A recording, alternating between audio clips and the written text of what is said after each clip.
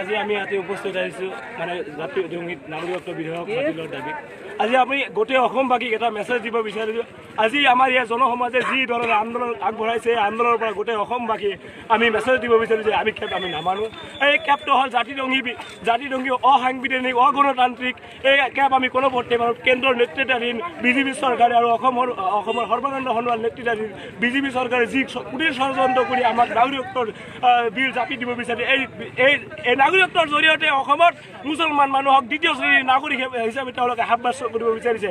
গতিকে আমি এই ধৰ্মনিৰপেক্ষ দেশত আমি কেনেকৈ এই বিধেয়ক মানি ল'ম? আমি এই বিধেয়কক তীব্ৰ বিৰোধিতা কৰি আছোঁ আৰু অনাগত দিনত কৰি যাম। তেওঁলোকে কালি লোকসভাত তেওঁলোকৰ সংখ্যাৰ বলত তেওঁলোকে যি কৰিলে, তেওঁলোকে কৰিব পাৰিলে। আজি ৰাজ্যসভাতো তেওঁলোকে কৰিবলৈ যোজনা চলাই আছে। কিন্তু আমি গণতান্ত্ৰিক দেশত আমি বসবাস কৰোঁ। গতিকে গণতান্ত্ৰিক দেশৰ নাগৰিক হিচাপে আমি যতবোৰ ৰাষ্ট্ৰীয় উচ্চতম ন্যায়ালয়ত যাবলৈ আমি সাজু থাকিম। হয়, এইখিনি আমি আৰু এইখন মঞ্চৰ পৰা আজি সৰ্বানন্দ সোণোৱাল, হিমন্ত বিশ্ব শৰ্মাক আজি সকীয়াই দিছোঁ। হিমন্ত বিশ্ব শৰ্মাই বাৰে যি কৈ থাকে জনীয়া সমষ্টি বোলে মানুহৰ বিৰোধিতা কেৱল বিৰোধিতা কৰাৰ অধিকাৰ নাই বোলে। সৰ্বানন্দ হিমন্ত বিশ্ব শৰ্মাক আমি সকীয়াই দিছোঁ। আমি অসমীয়া হয়, আমি অসমত থাকোঁ, অসমৰ ভূমিপুত্ৰ হয়। আমি বিৰোধিতা কৰিমে কেব আমি কেতিয়াও নামানো। বাংলাদেশী ত্ৰাণকৰ্তা ৰূপে তেওঁলোকে পৰিচিত। আজি বাংলাদেশী ত্ৰাণকৰ্তা তেওঁলোকে সংবিধান শপত লোৱাৰ সময়ত তেওঁলোকে কি সেইটোৱে শপত লৈছিল নেকি যে গোটেই বিশ্বৰ হিন্দুবাসীক সংখ্যাগৰিষ্ঠ লোকক মানে নিৰাপত্তা দিয়াৰ স্বাৰ্থত তেওঁলোকে সংবিধান শপত লৈছিল নে ভাৰতবাসীক মানে নিৰাপত্তা দিয়াৰ শপত লৈছিল? গতিকে আজি ভাৰতবৰ্ষ 1951 পৰা 1971 মাজত যিখিনি সমস্যা, বিদেশী সমস্যা, সেইখিনি তেওঁলোকে সমাধান কৰিব পৰা নাই। তাতে আকৌ 2014 পৰ্যন্ত তেওঁলোকে সমস্যা সমাধান কৰিব। এইটো কেনেকুৱা কথা? গোটেই বিশ্বৰ হিন্দুবাসীক আমাৰ ইয়াত নিৰাপত্তা লাগে আমাৰ এই দেশত যিবিলাক মানে নাগৰিক আছে সেইবিলাকৰ নিৰাপত্তাৰ আমাৰ অধিকাৰ লাগে। আমাৰ এই বিশ্বৰ হিন্দু মানুহৰ অধিকাৰ নালাগে আমাৰ।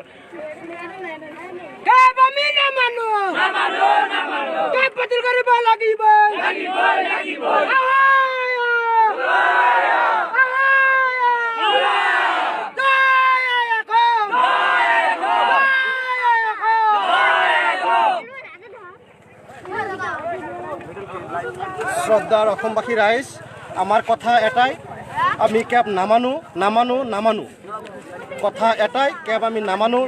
যোৱাকালি আপোনালোকে লক্ষ্য কৰিছে যে এই কেব অনাৰ যি বাংলাদেশী অনাৰ যি এজেণ্ট হিচাপে নিজক ঘোষিত কৰিছে ডক্টৰ হিমন্ত বিশ্ব শৰ্মা, তেখেতৰ ৰাজনৈতিকভাৱে তেখেতে জানে তেখেতৰ নাও ডুবু অৱস্থা। সেই গতিকে তেওঁ জানে অসমত ৰাজনীতি কৰিবলৈ এটাই তেওঁ 2 নম্বৰী পন্থা অৱলম্বন কৰিছে। সেয়া হৈছে এটা বিশেষ জাতি বা এটা বিশেষ জনগোষ্ঠী বা মিয়া মুছলমান মানুহক গালি পাৰিলে হয়তো অসমৰ ৰাইজে তেওঁক ভাল পাব, কিন্তু তেওঁ অসমৰ ৰাইজৰ চেণ্টিমেণ্ট বুজি পোৱা নাই। আৰু মিয়া মানুহক গালি পাৰিলেই বা মিয়া মানুহক তুচ্ছ তাচ্ছিল্য কৰিলেই যে তেওঁক অসমৰ ৰাইজে একচেপ্ট কৰিব বা তেওঁলোকে এই কেব বিৰোধী যে আন্দোলন সেইটো ডাইভাৰ্ট কৰিবলৈ বা ৰাইজৰ মাইণ্ডত বা ৰাইজৰ মূৰত বা ৰাইজৰ যি প্ৰতিবাদৰ যি ঢৌ, সেই ঢৌ স্তব্ধ কৰিবলৈ তেওঁলোকে মিয়া মানুহক টাৰ্গেট কৰি লৈছে। তেওঁৰ এই 2 নম্বৰী ৰাজনীতি অসমত নচলে। আৰু অপেক্ষামতে এটা বছৰ 2021ত এক গণতান্ত্ৰিক আন্দোলন হৈ এক গণতান্ত্ৰিক ৰাজনৈতিক পৰিৱৰ্তন হ'ব অসমত। ৰাইজ আপোনালোকে যেনেকুৱা ধৰণে ওলাই আহিছে, এই কেব যদি গৃহীত হয় ইয়াতকৈ আৰু ভয়াৱহ অৱস্থা হ'ব।